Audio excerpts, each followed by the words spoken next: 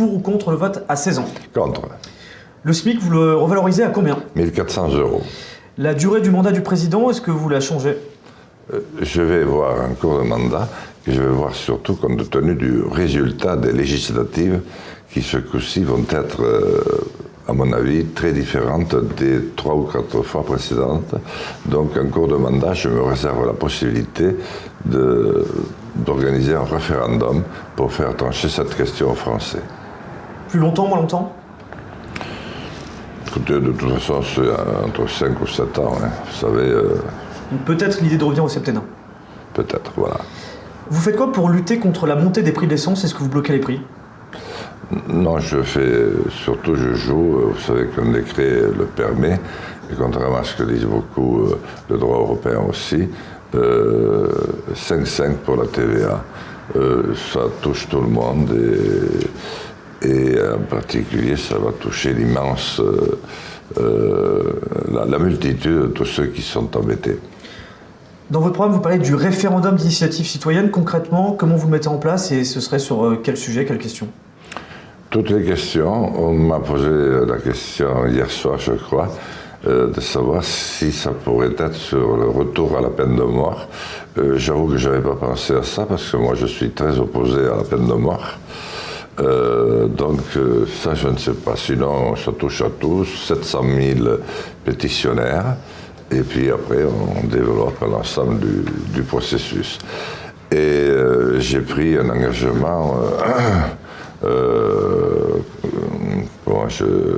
impératif là-dessus, mais je crois tout autant à l'instauration du vote blanc que j'instaurerai. Un peu plus tard sur le vote blanc, justement. Très bien. On a la première question que vous pouvez voir sur la tablette, Monsieur Lassalle. Alors, je vais vous mettre la question. Bonjour Monsieur Lassalle. Si vous êtes élu, quelles sont les mesures que vous comptez prendre en matière d'égalité femmes-hommes ainsi que de parité?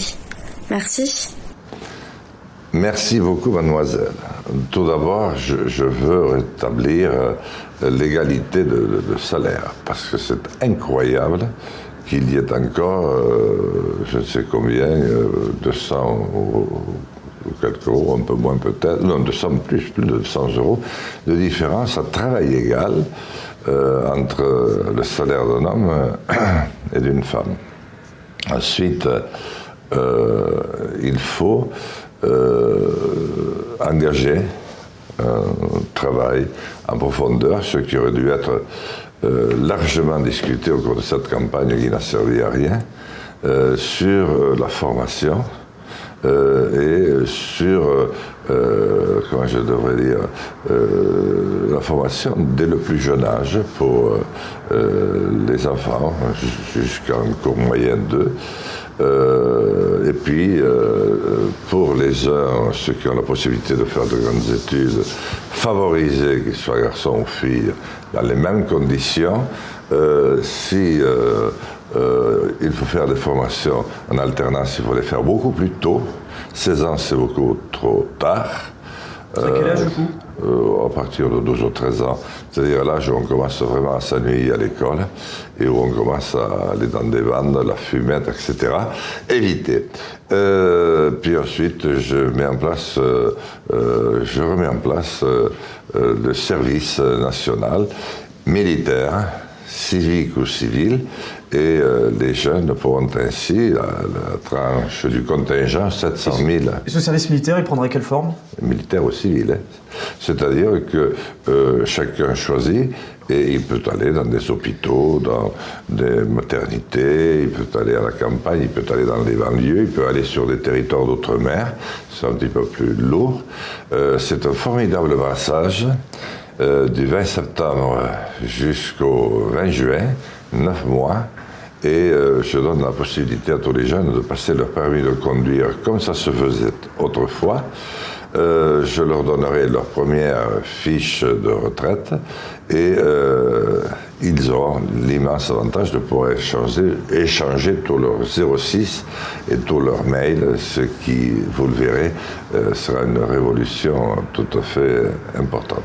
Alors, dans les commentaires sur les réseaux sociaux, il y a aussi, quand il y a eu le hashtag Balance ton port octobre 2017, à l'époque, votre nom avait été cité notamment par Julia Castagnet, qui est aujourd'hui directrice com du PCF, qui vous avait reproché des faits en 2010 de main aux fesses, je cite, une journaliste Mie Koyama qui, lors d'un déplacement au Japon, affirmait que vous aviez tenté de l'embrasser. C'est une question qui est extrêmement simple, c'est de vous dire, est-ce que vous, votre propre comportement a toujours été respectueux, convenable envers les femmes? Écoutez, très sincèrement, je ne me souviens pas des faits qui m'ont été reprochés. Vraiment pas. Et surtout en ce qui me concerne, c'est pas du tout. Je crois avoir suffisamment d'âge maintenant pour le dire, le type de relation que j'ai eu avec les femmes. Et comment vous expliquez que y a eu ces accusations?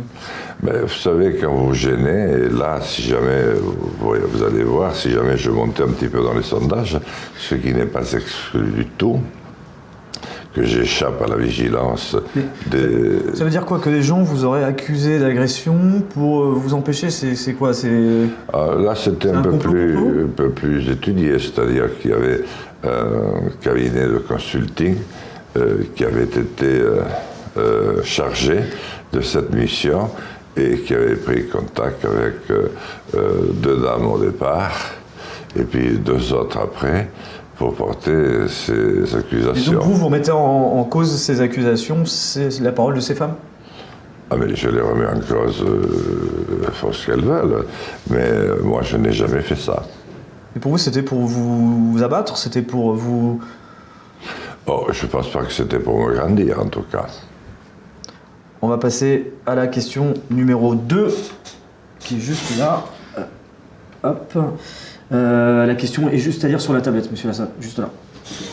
Lucie Creuf. Bonjour, monsieur Lassalle. Bonjour, Lucie. Votre position quant au mariage pour tous a-t-elle changé depuis 2017? Non. Je me souviens que je n'avais pas voté parce qu'au dernier moment, on y avait mêlé, c'était madame Taubira qui avait régularisé le cas de 400 et quelques personnes, ce qu'elle avait le droit de faire, mais le contexte, compte tenu de l'acuité et de toutes les saloperies qu'on venait de dire sur le genre humain, ne me paraissait pas choisi. Je pense qu'il y a une différence entre la PMA et la GPA.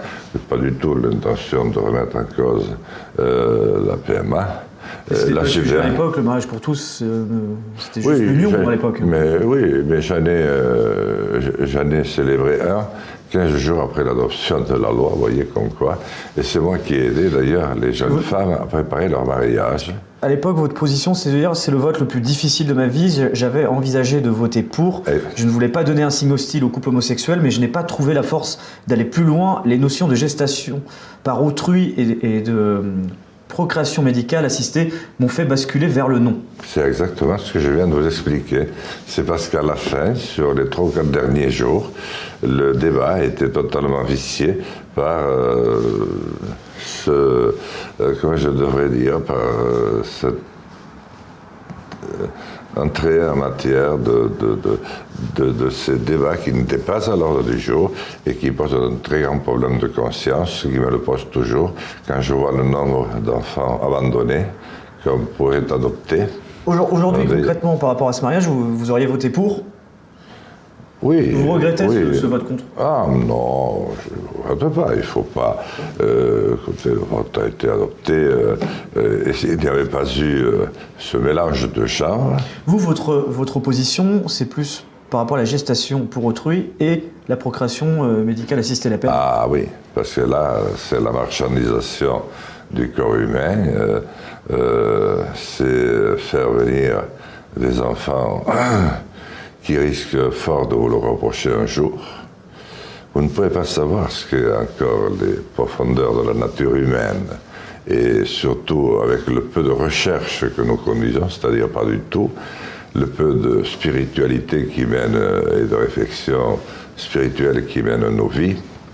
Et quand on sait combien il est difficile même de gérer l'adoption d'un enfant qui existe déjà, et qui, en regardant les réseaux sociaux, vous reproche de l'avoir arraché aux rues d'Hanoï, je crois que nous ne sommes pas prêts.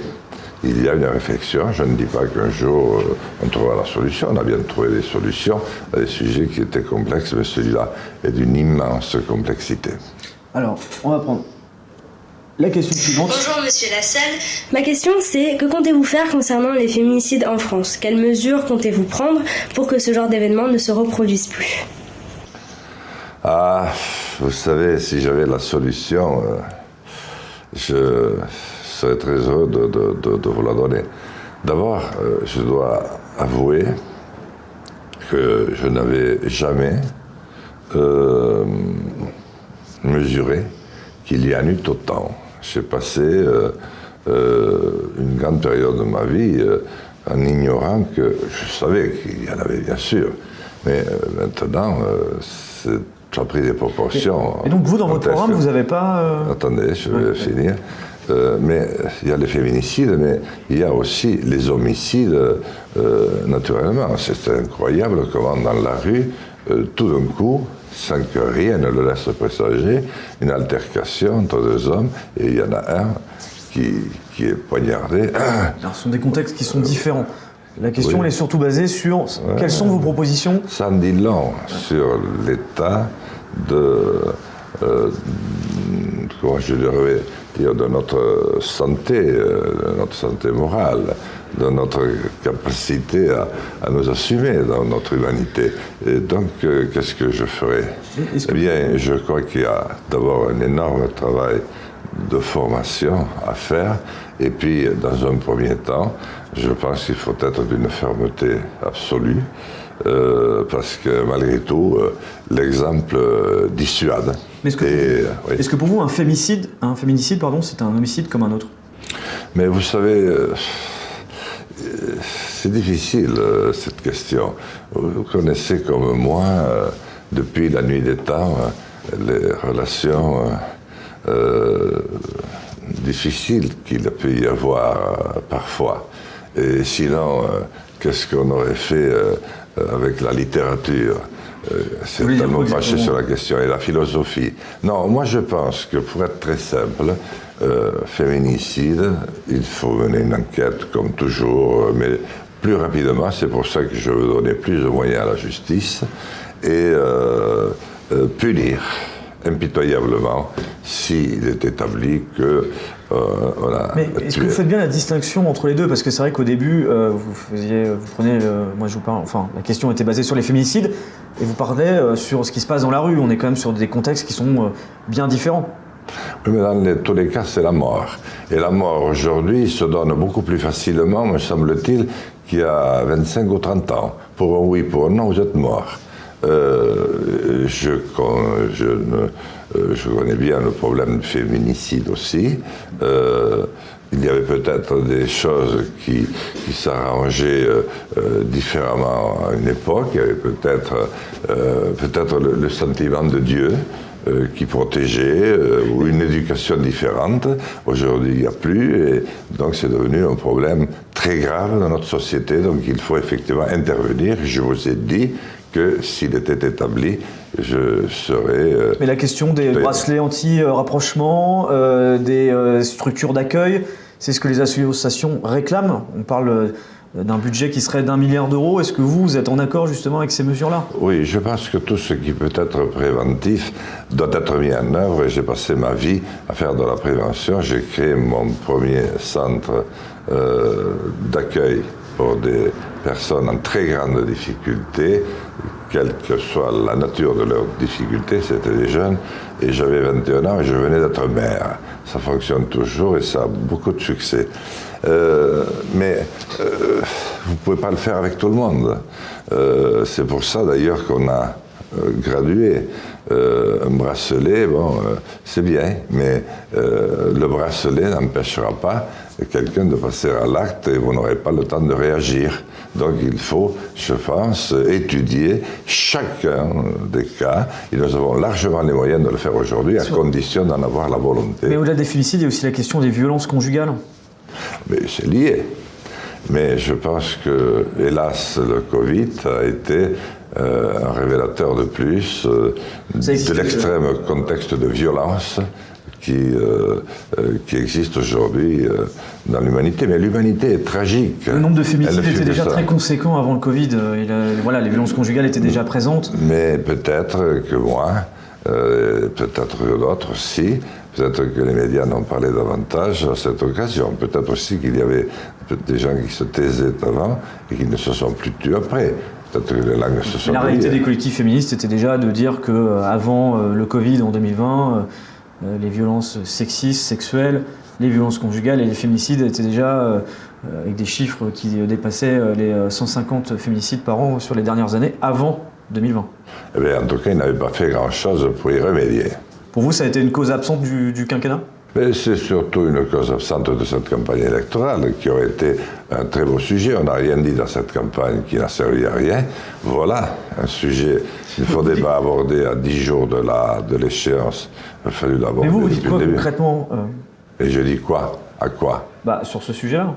Je vous dis que il faut faire en préventif tout ce qu'il est possible de faire en préventif.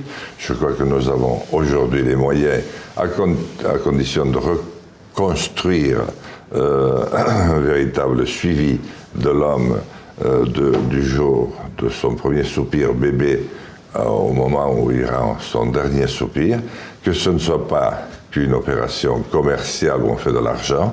Il n'y a pas d'argent possible sur la santé humaine. C'est la déclaration des droits de l'homme et du citoyen dont il faut retrouver l'esprit. Et à partir de là, je pense qu'on arrivera à cerner beaucoup plus, au cas par cas, les problèmes qui se posent à nous et à faire de la prévention lorsque la prévention est possible et à faire autre chose lorsqu'il est impératif. Est-ce que c'est suffisant? Est-ce que c'est à la hauteur? Qu'est-ce qui est suffisant? Ce que je propose moi? Oui, oui, est-ce que c'est à la hauteur justement de toutes ces violences? Écoutez, déjà, si on commence par s'intéresser de nouveau à la santé, si on y consacre le budget qu'il faut, et si on élimine tous ceux qui sont là-dedans pour se faire de la thune, déjà on va y voir plus clair. Et si on fait fonctionner tout l'arsenal que nous disposons pour suivre d'abord les dossiers et puis ensuite prévenir, puis peut-être essayer d'orienter différemment l'esprit d'un homme très violent ou très instable ou en très grande situation de je ne sais quoi. Ce qu'il faut, c'est éviter qu'il y ait 150 femmes, ou peut-être 200, ou je ne sais combien, qui meurent sous les coups de leur conjoint. C'est absolument impossible et inacceptable. On va avancer avec la question suivante qui apparaît actuellement sur la tablette. Elle est juste ici, monsieur. Ah, pardon. Alors, user, alors là, il y a un chiffre, peut pas. Comment comptez-vous lutter contre la précarité étudiante? Ah, ça, c'est un très grand sujet aussi. Il est moins, comment je devrais dire, dramatique. Mais ça fait partie des sujets... Moins dramatique. Pendant le Covid, justement, on a vu ces files d'attente extrêmement conséquentes d'étudiants qui, du jour au lendemain, n'avaient plus de quoi se nourrir, plus de quoi forcément se loger. Non, entendons-nous bien, dramatique au sens où nous venons de parler de femmes qui perdaient la vie de manière très violente. Là, nous sommes en train de parler de jeunes qui, parce que nous avons perdu notre modèle démocratique depuis une trentaine d'années, par grande lâcheté, et que nous sommes rentrés dans un système de dictature molle, mais extrêmement... C'est-à-dire dictature molle, c'est-à-dire pour vous, la France, c'est une dictature aujourd'hui? Oui, c'est une dictature, bien sûr. C'est-à-dire que... parce qu'il a fallu que j'attende les 3 dernières semaines, alors que je suis candidat à la présidentielle, et qu'il n'ait fait aucune ségrégation a priori entre les candidats. On n'a rien dit pendant la campagne, qu'on ne traite pratiquement de rien, que le capital s'est emparé de tous les organes d'information et des instituts de sondage et qu'on est capable de préparer la finale idéale 6 mois à l'avance, ce que les Français vont faire ou pas faire. Parce que d'ailleurs, il y a beaucoup qui ne vont pas voter. Mais je voudrais revenir, oui sur la question justement de la précarité étudiante. C'est pour ça qu'il ne faut pas m'égarer. Il faut rester bien cadré parce que c'est des sujets très importants. Vous employez le terme de dictature molle, Ça me paraissait quand même évident de vous faire agir dessus. Mais sur la précarité étudiante... Il n'est pas impossible que vous ayez compris ce que je voulais dire. D'ailleurs, vous avez été votre propos, c'est très bien, mais sur la précarité étudiante, justement, qu'est-ce que vous proposez? Alors, je veux un RSA beaucoup plus large. Et je ne veux pas, contrairement à celui qui nous sert encore de président de la République, y mettre des clauses de travail. Bien sûr qu'il faut répondre par un travail à un revenu, surtout lorsqu'il est versé par le contribuable. Mais nous n'en sommes pas là. Nous avons déjà un RSA pour jeunes, mais il faut aller beaucoup plus loin parce qu'il ne couvre qu'une infime minorité des jeunes. Or, comme vous l'avez dit, la détresse est immense et elle est accentuée par le fait que nous sortons de 2 ans de solitude pour les jeunes ou de refermement sur soi dont nous n'avons pas encore mesuré toutes les conséquences. Donc moi j'élargis le nombre de bénéficiaires, 800 €, et je donne la possibilité de réaliser un emprunt de 20 000 € garanti par l'État. Est-ce que quand on est étudiant, c'est normal de devoir parfois aussi travailler à côté de ses études? Il y en a beaucoup qui le font et qui parviennent à le faire. Il y en a d'autres qui n'y arrivent pas, qui souffrent dans leurs études. Puis vous avez des situations très différentes aujourd'hui sur la situation des parents, de la famille. La famille a beaucoup souffert au cours de ces 20 ou 30 dernières années. Et ce fait n'est peut-être pas étranger à ce que nous venons d'évoquer tragiquement il y a quelques instants. La famille a été mise à très dure épreuve par cette dictature molle dont j'ai parlé, parce que c'est une dictature qui, vous voyez, ne vous détruit pas d'une rafale de mitraillettes où des tanks sont sur les rues, etc. Mais elle vous insère dans une anxiété, dans une peur, dans un enfermement sur vous qui est terrifiant.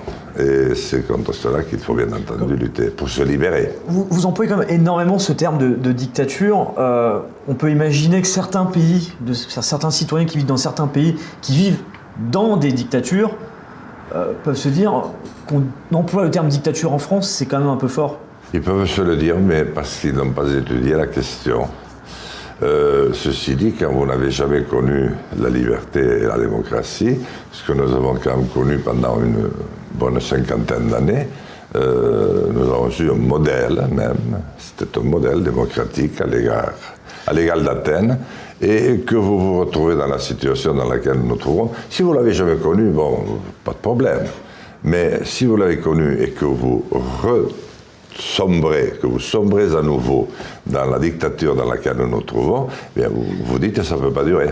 Est-ce que dictature, justement, c'est pas un terme... Voilà, on a une campagne qui n'est pas évidente, et c'est pas des termes un peu excessifs qui éloignent peut-être un peu le débat sur les priorités qui sont celles des Français, sur le pouvoir d'achat notamment? Mais d'où vient le problème du pouvoir d'achat quand vous voyez les profits immenses qui sont réalisés par certaines sociétés? J'étais l'invité de BFM TV ce matin. Son patron a sa société au Luxembourg. Elle est affiliée à New Jersey. Qu'est-ce qu'elle paye en France? Ses bénéfices sont considérables. La presse est conduite par 4 ou 5 bonhommes, Niel pour Le Monde. Je pourrais toujours les citer, je les connais par cœur. Ils ont fait l'élection d'Emmanuel Macron avec Rothschild, et Bolloré avait pris un peu de retard parce qu'il pensait que Sarkozy allait arriver. Sarkozy s'est attardé, n'est pas arrivé, mais il a eu quand même sa prime, puisqu'il a pu, CNews et consorts, et bien d'autres, et surtout acheter 52 maisons d'édition au pays des droits de l'homme et du peuple souverain. Si vous n'appelez pas ça une forme de dictature, dites-moi comment vous l'appelez. Que si cet individu en France, dont 2 ou 3 au moins mériteraient d'être en prison, conduisent le pays, dites-moi comment vous appelez ça. Ou on peut continuer si vous voulez. Moi ça ne me dérange pas, c'est les électeurs qui vont dire. Mais ils ne pourront pas dire que quelqu'un ne leur avait pas dit publiquement pendant une campagne électorale. Maintenant, c'est chose faite. C'est une dictature. Le but était simplement de comprendre votre propos, vu que vous le repreniez souvent depuis tout à l'heure. On va essayer d'avancer avec la question. C'est pas fini. On va essayer d'avancer avec la question. Il me reste 10 jours. On va essayer d'avancer avec la question suivante. Bonjour Jean Lassalle, j'aimerais savoir quelle est votre position sur la cause animale, notamment sur la chasse et l'élevage intensif. Alors, deux choses. Merci d'abord beaucoup. Je suis tout à fait favorable à la chasse, mais je dirais les chasses traditionnelles. La chasse au sanglier, qui est absolument indispensable chez nous, parce que il pullule, il laboure toute la terre. Les brebis ne peuvent pas y poser les lèvres, ne peuvent pas packager. Si vous voulez faucher dessus, ce que je fais tous les ans sur 50 hectares de pente abrupte, comme ça, je peux vous dire que... Pour répondre à la question, c'est sur l'élevage intensif et sur la chasse, qu'est-ce que vous faites? Si vous permettez, je répondais d'abord sur la chasse.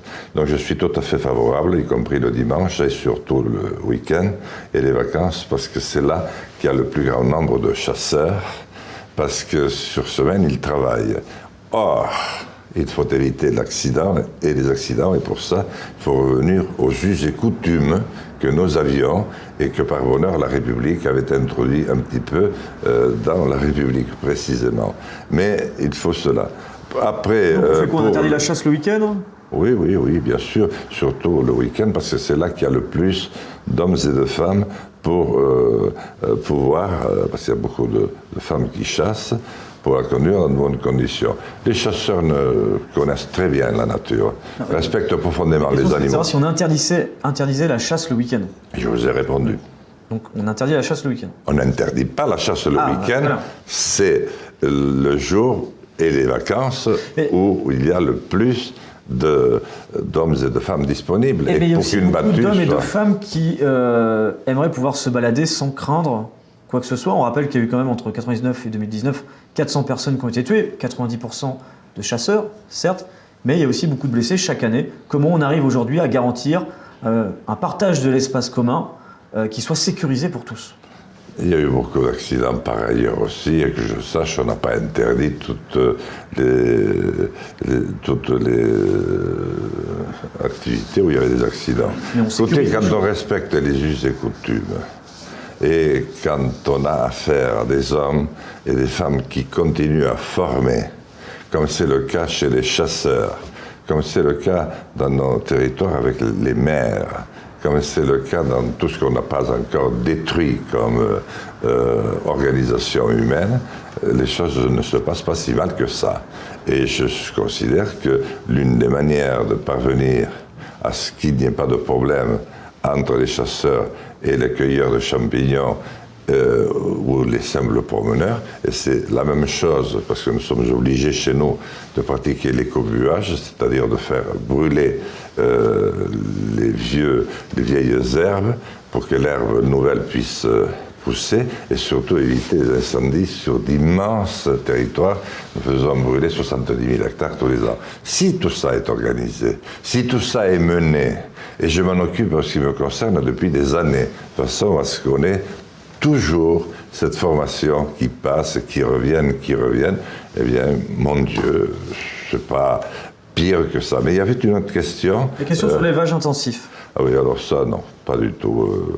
D'élevage intensif, vous voulez dire pour la chasse, après, pour mettre des faisans et des sangliers, et pour les tirer à vue. C'est ça qu'il voulait dire.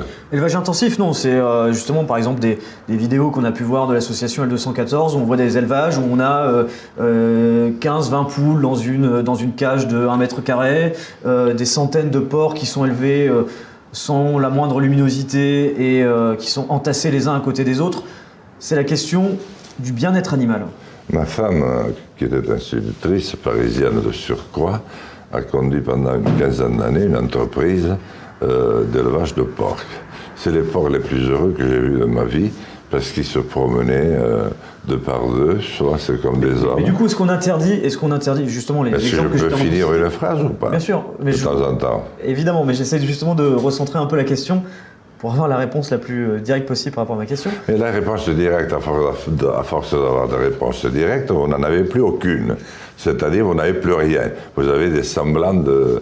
Je sais bien qu'on est dans un monde ultra rapide, mais c'est pas parce qu'il est ultra rapide qu'il règle les problèmes. Mais j'essaie juste d'avoir votre réponse de savoir ce que c'est possible. Et l'élevage intensif, On essaye d'y mettre un terme progressivement. Ce n'est pas si simple que ça, surtout que nous allons rentrer dans une période qui n'est pas simple. Nous importons déjà 40% de viande, alors que nous étions largement exportateurs il y a peu de temps déjà. Vous allez voir, si vous n'avez plus votre beefsteak dans l'assiette, ou peut-être que vous êtes végétarien, vous aurez à ce moment-là à payer les 60% de fruits et légumes que nous importons. Donc il faut continuer à pouvoir produire. Par contre, moi, je suis un défenseur absolu des propriétés familiales, ce qui a été le meilleur modèle de loin, et je mettrai de l'argent, notamment dans les 3 milliards que je veux consacrer tous les ans à la relance des territoires de campagne, des territoires ruraux, à ceux qui pratiquent, qui font l'effort de cette exigence. Quant à la L, je ne sais combien vous appelez, je trouve cette association abjecte et les moyens qu'elle utilise terribles. Pourquoi vous la trouvez abjecte quelque part? C'est aussi des lanceurs d'alerte qui ont permis de montrer des réalités?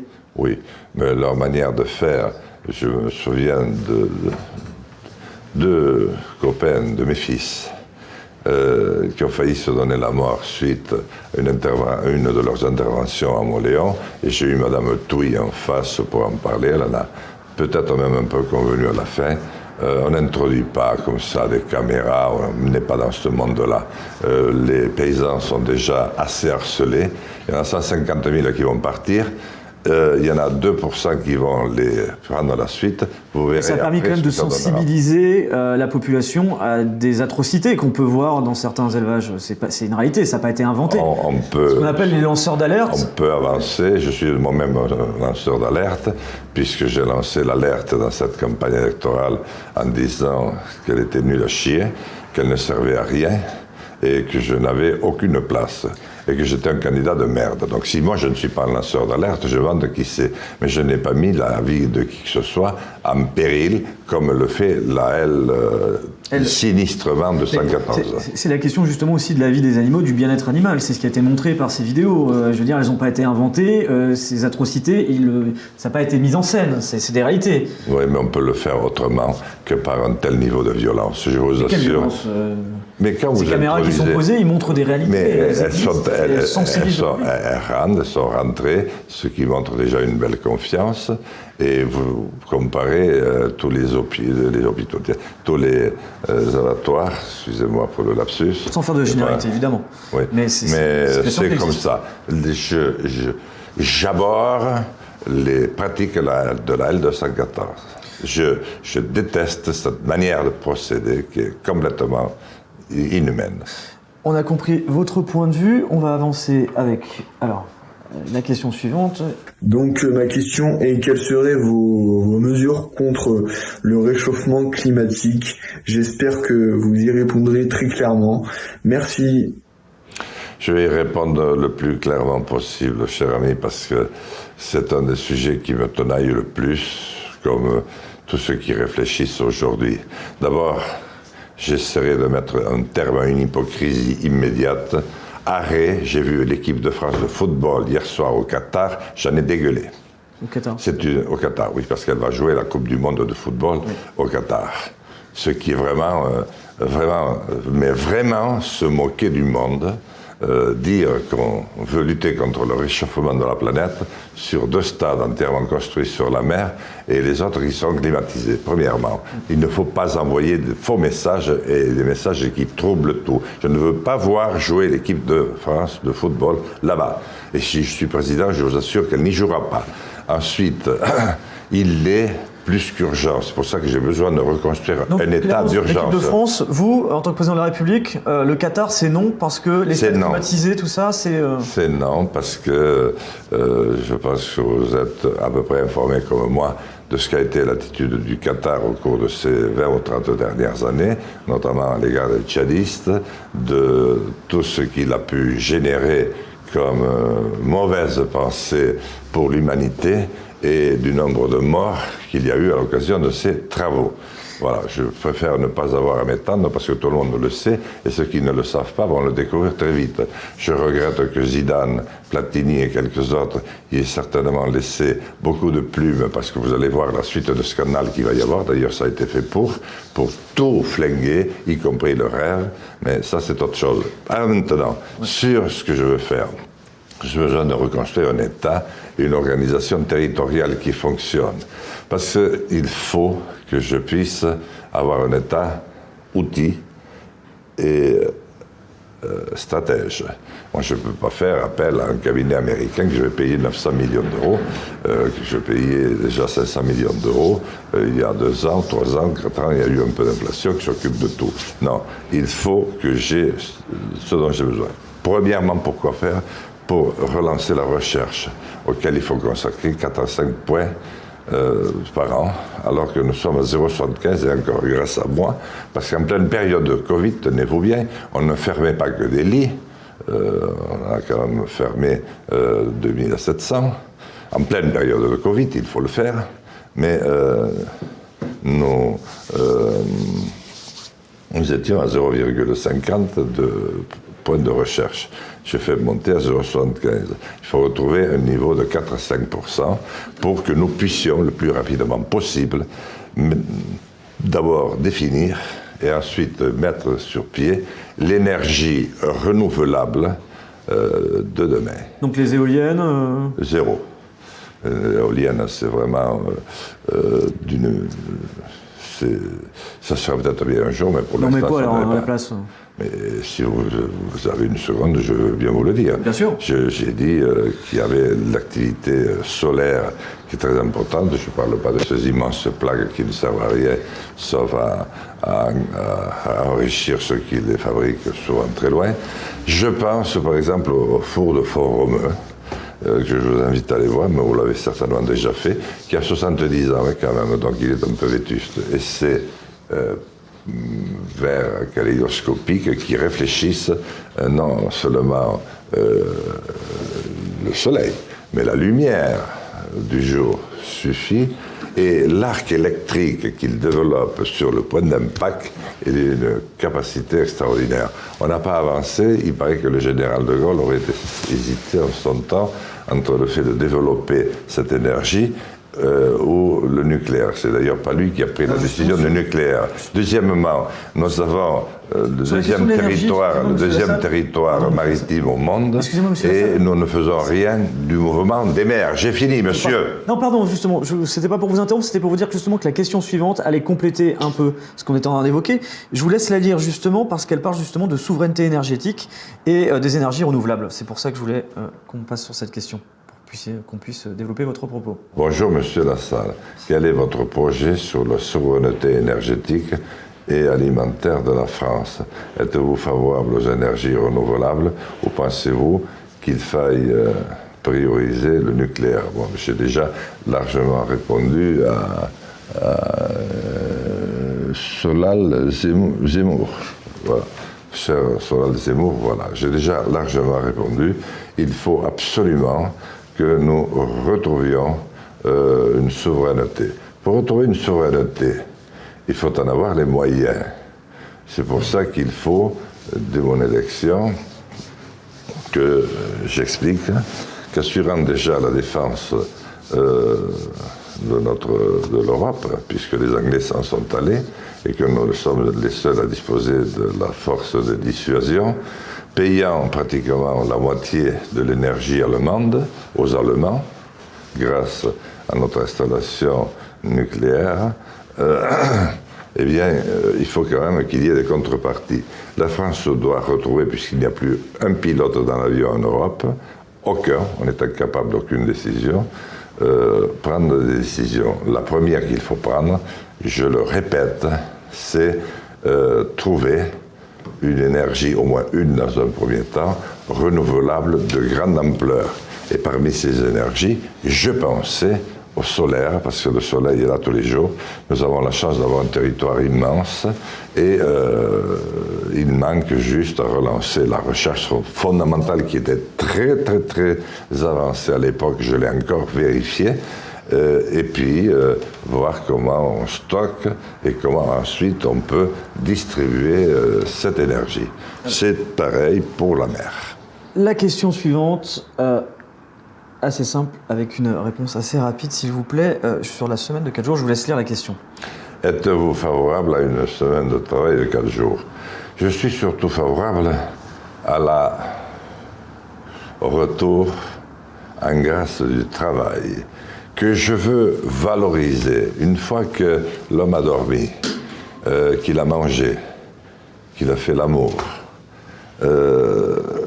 il faut qu'il travaille, parce que c'est une manière de se surpasser, et c'est une manière de prendre sa place dans la civilisation, c'est-à-dire dans la Déclaration des droits de l'homme et du citoyen. Et une fois que vous avez lu ce texte, vous avez beaucoup compris des choses de la vie.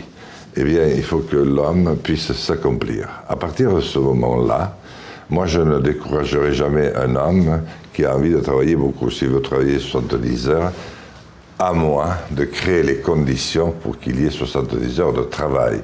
Et que le travail soit le plus attractif possible. Il faut en finir avec cette gavégie intellectuelle qu'ont constitué les 35 heures, qui est une horreur absolue. Si quelqu'un veut travailler 23 heures par jour, 23 heures par semaine, eh bien, il peut le faire à condition d'organiser sa vie en conséquence, et nous ferons tout ce que nous pourrons. Je pense que nous avons beaucoup. Si quelqu'un veut faire sa semaine en 4 jours, mais bon Dieu, qu'il la fasse en 4 jours. Mais pourquoi voulez-vous généraliser tout ça? Comme avait dit Pompidou, arrêtez d'emmerder les Français. Laissez-les s'organiser. Reconstruisons d'abord un savoir-vivre et une citoyenneté qui n'existe, qui nous échappe de plus en plus. Ressouvenons-nous que c'est la civilisation qui nous a sortis,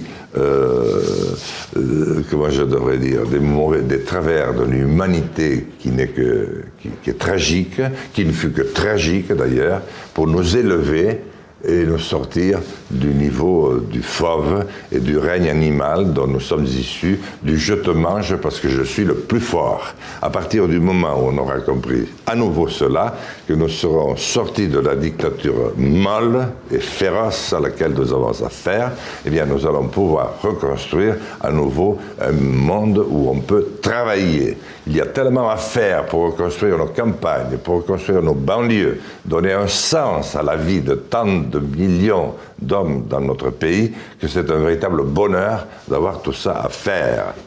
La question suivante, Monsieur Lassalle qui va s'afficher. Bonjour Monsieur Lassalle, est-ce que vous comptez rendre accessible l'apprentissage de langue régionale dans tous les établissements? Oui, mademoiselle, c'est une très bonne et très belle question. Nous aurions dû le faire depuis longtemps déjà. Je ne sais pas si je regarde mademoiselle. Regardez juste ici le téléphone. Voilà, très bien. Un de mes amis du groupe Liberté et Territoire avait réussi. C'est un député breton. Malheureusement, il s'est trouvé une 60aine de collègues qui ont eu besoin d'aller porter l'affaire devant le Conseil constitutionnel, qui pour une fois ne demandait rien à personne, ou plus exactement, il n'avait pas su comment rentrer dans le débat. Résultat, nous avons reculé de 30 ans. Aujourd'hui, on ne sait pas si une commune, un groupement de communes, ou même un département, ou je ne sais qui, ou même l'État, peut payer. Oui, mademoiselle, c'est notre patrimoine. Et ça a été un des échecs de la République. Il eût fallu accompagner le français des langues régionales. C'est un véritable bonheur, ces langues régionales. C'est la raison pour laquelle je n'exclus pas dans l'organisation nouvelle, que j'appelle de mes voeux, de remplacer la région, qui ne sert pratiquement à rien, par les provinces. Alors, les provinces qu'il faut bien choisir, mais ça c'est une autre affaire, mais c'est une telle promotion pour les langues régionales que je trouve que la France aurait enfin accès à un équilibre qu'elle n'a pas depuis très longtemps. La question suivante. Allez, que pensez-vous du vote blanc du point de vue démocratique? Faut-il en tenir compte? Écoutez, je me bats de toutes mes forces, j'ai d'ailleurs failli réussir, pour instituer le vote blanc. Alors le vote blanc qui soit comptabilisé. C'est-à-dire, on vote ou Jean Lassalle, ou monsieur, ou madame Le Pen, ou monsieur, ou madame Paris, enfin, etc., où on vote blanc. Mais à ce moment-là, le vote blanc a la même valeur que les autres votes. Ce qui va se passer, c'est que très vite, les Français vont comprendre, eux qui sont privés de démocratie depuis si longtemps, puisque tout est organisé par les instituts de sondage et une presse qui est totalement aux mains des plus grandes puissances financières du pays, comme elle l'est ailleurs dans le monde entier. Mais demain, s'il y a le vote blanc, pardon, monsieur Lassalle, s'il y a le vote blanc qui arrive en tête, l'élection 2022, il y aura eu le vote blanc qui arrive en tête avec 33% des votes devant les autres. Qu'est-ce qu'on fait ? Vous croyez que M. Blanc peut gérer la France ? Mais justement, qu'est-ce que vous faites ? On recommence les élections. Voilà, on recommence les élections, et là, le peuple va enfin comprendre qu'il est à nouveau le peuple souverain. Alors, j'avais prévu dans mon texte de ne pas rester dans une impasse aussi fatale. Et au deuxième coup, même si ça reste blanc, parce que je pense que ça reste blanc, mais de prendre le second pour préparer un véritable projet comme celui que j'ai préparé, mais ce coup-ci avec beaucoup plus d'écoute, beaucoup plus de participation, beaucoup plus d'engagement, beaucoup plus d'enthousiasme pour que la France renaisse de ses cendres. Et si la France revient dans le concert des nations, nos frères européens se retrouveront beaucoup mieux et le monde entier aussi. La France doit redevenir une maman de savoir, une maman de démocratie et une maman de paix. La question suivante, monsieur Lassalle, qui va s'afficher actuellement sur la tablette, que je vous laisse lire. Bonjour, monsieur Lassalle. En cas de second tour Macron-Le Pen, pour qui voterez-vous ? Écoutez, nous sommes encore à 10 jours. Personne n'a la moindre idée de ce qui peut se passer dans cette élection. Sa campagne a été déjà suffisamment désastreuse. Ne la rendons pas à tout jamais la campagne la plus terrifiante de l'histoire de la démocratie française. Donc laissez-moi aller jusqu'au bout.